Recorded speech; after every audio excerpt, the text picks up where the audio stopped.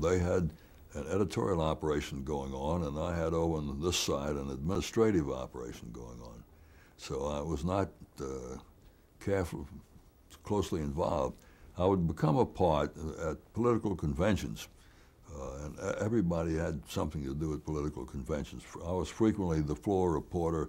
Floor reporter is probably not the right term, platform reporter, up where the action is taking place, where people are making speeches and the parliamentarian is deciding whether this motion should be heard or not. And you get reports from the platform. Here's what the Democrats have decided to do next, or here's what the Republicans are going to do about this problem in this convention.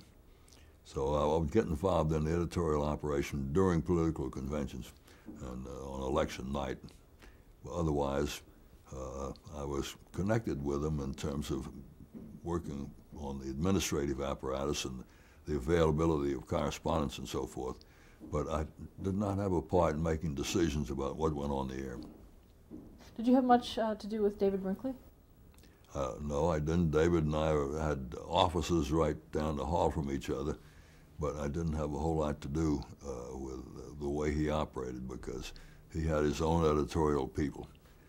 I did have one interesting time when, for some reason or other, I was unable to stay at the office until the Huntley-Brinkley program was over.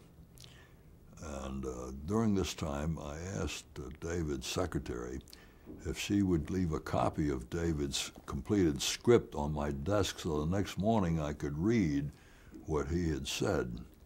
And I had the pleasure of reading David's language as opposed to hearing it on television, which gave me a different view of his writing.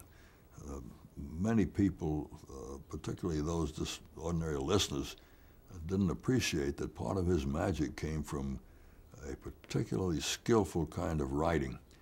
And it comes over, you're not listening for the writing, it comes over as a whole package. The man who has a distinctive way of speaking and the words, which all go together.